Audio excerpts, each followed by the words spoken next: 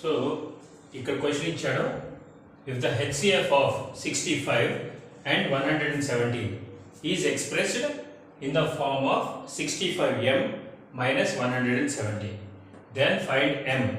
Also find LCM of 65 and 117. ఇప్పుడు ఇక్కడ మనకి ముఖ్యంగా చేయాల్సింది ఏంటంటే మనకి హెచ్సిఎఫ్ కనుక్కోవాలి, తర్వాత ఎల్సిఎం కనుక్కోవాలి. కానీ దానికి ఏమి ఇచ్చినాడు, రెండు నెంబర్స్ 65 and 117.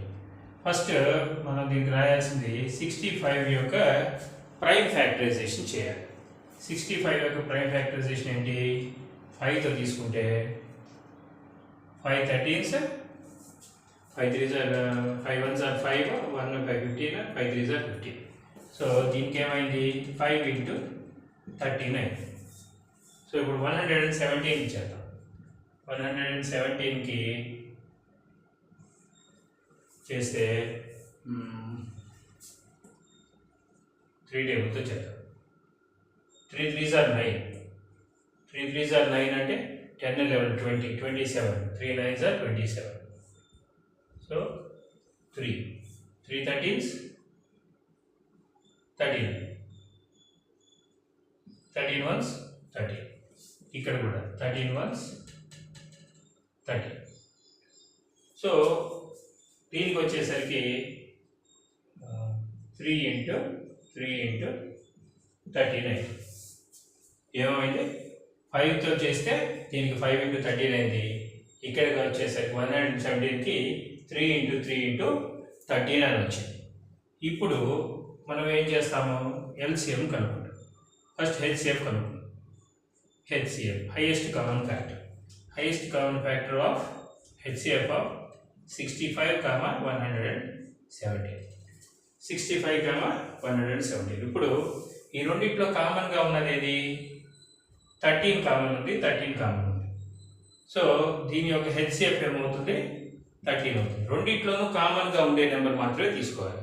5 ఉంది, ఇక్కడ 3 into 3 ఉంది, ఈ రెండు కామన్ కాదు. కానీ 13 సేమ్ ఉంది కాబట్టి అది హైయెస్ట్ కామన్ ఫ్యాక్టర్. వాటిలో పెద్ద నెంబరు ప్లస్ కామన్గా ఉండే నెంబర్ కాబట్టి హైయెస్ట్ కామన్ ఫ్యాక్టర్. ఇప్పుడు ఎల్సిఎం ఆఫ్ 65, 117. ఇప్పుడు కామన్గా ఈ రెండు ఒక నెంబర్ రాసుకున్నాం కాబట్టి ఇంకా మిగిలిన్నది 5 into ఇక్కడ ఉన్న 3 into 3 into 13 ఒకసారి రాస్తాం. ఇప్పుడు ఏమైంది, 5 3s are 15, 15 3s 45, 15 3s 45 అంటే 45 into 13. 5 3s are 15, 3 4s are 12, 1 13, 1 5 is 5, 1 4 is 4, 5 8 5, 585 is equal to 585. ఇప్పుడు గివెన్ ఏమన్నాడు, హెచ్సిఎఫ్ ఆఫ్ 65 and 117. హెచ్సిఎఫ్ ఎంత ఇచ్చాడు, 65 and 117 ఏమన్నాడు, 65m minus 17 అన్నాడు. సో ఇప్పుడు given HCF is 65m minus 117, కానీ అది మనకి దేనికి ఈక్వల్ అయింది, 13కి ఈక్వల్. హెచ్సిఎఫ్ గివెన్ హెచ్సిఎఫ్ ఇప్పుడు 65m is equal to 13 plus 117. ఇప్పుడు ఇదేమైంది, 7 8 9 10,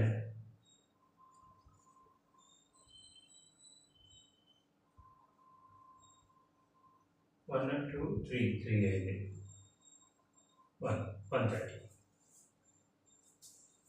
so 65m is equal to 130, m is equal to 130 by 65, 65 ones, 65 twos.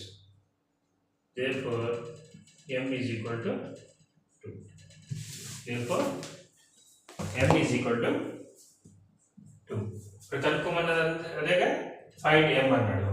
So m is equal to 2 is the solution.